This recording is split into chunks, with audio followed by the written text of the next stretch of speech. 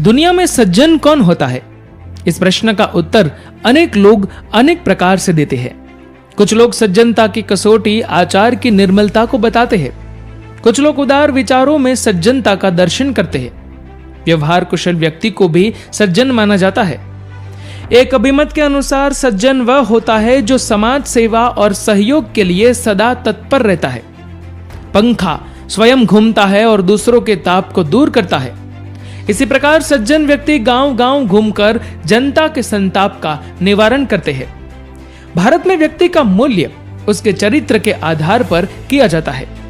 यहाँ कितने अच्छे अच्छे लोग हुए हैं, आगे बढ़कर बोलने वाले ही नहीं, आचरण करने वाले हुए हैं। यहाँ गणतंत्र बाद में आया, उसके पहले ऐसे व्यक्ति सामने आ गए थे जिनका जीवन आदर्श था। पूर्वजों के उस थाती की सुरक्षा करना हर व्यक्ति का काम है। मनुष्य के सामने दो नजरिए हैं।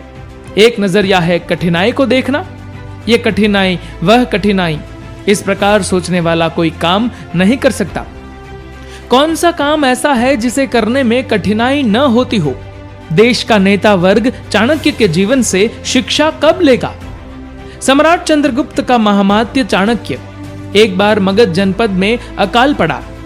दिहाड़ी पर जीवन चलाने वालों के सामने समस्या पैदा हो गई।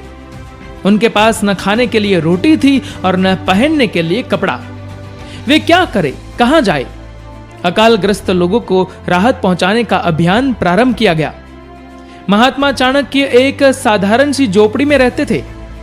उन्होंने राहत कार्य की दृष्टि से घोषणा करवाई। अकाल से प्रभावित लोगों के पास गर्म कपड़े नहीं थे। सामने सर्दी का मौसम है, उनको सर्दी से बचाना है।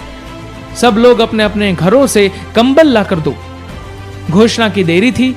महामात्य के झोपड़े में कपड़ों का ढेर लग गया। चाणक्य अपने झोपड़े में बैठे थे।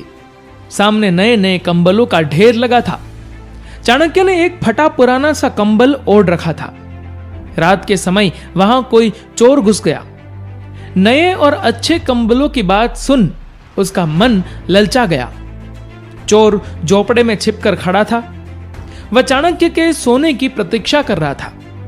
उधर एक विदेशी व्यक्ति चाणक्य से मिलने आया। चाणक्य को फटे पुराने कंबल में लिपटे देख उसने पूछा, आपके सामने अच्छे कंबलों का ढेर लगा है, फिर आपने ये फटा कंबल क्यों ओढ़ रखा है? जवाब मिला, आप जिन कंबलों की ओर संकेत कर रहे हैं वे सब जनता के हैं। जनता की चीज जनता के ही काम आएगी, ये मेरे लिए नहीं है। विदेशी ये सुनकर हैरान रह गया। चोर को ऐसा सबक मिला कि उसने चोरी करनी छोड़ दी। प्रशासन में जिन लोगों को काम करने का अवसर मिलता है वे चाणक्य के जीवन से प्रेरणा ले तो गणतंत्र सफल बन सकता है। मंत्रिमंडल में जो लोग आते हैं उनका यह नैतिक दायित्व है कि वे अपने इस्पाती चरित्र से देश को नई दिशा दे। व्यवहार को परिष्कृत करने की कसौटी है अणुव्रत आचार संहिता। जाति, संप्रदाय आदि भेद रेखाओं से ऊपर एक अणुव्रति का चरित्र मानव समाज के लिए आदर्श चरित्र हो सकता है। भारतीय अपने अस्मिता को पहचाने, वे संसार की स्थितियों को देखे समझे पर उनसे डरे नहीं। धन्यवाद।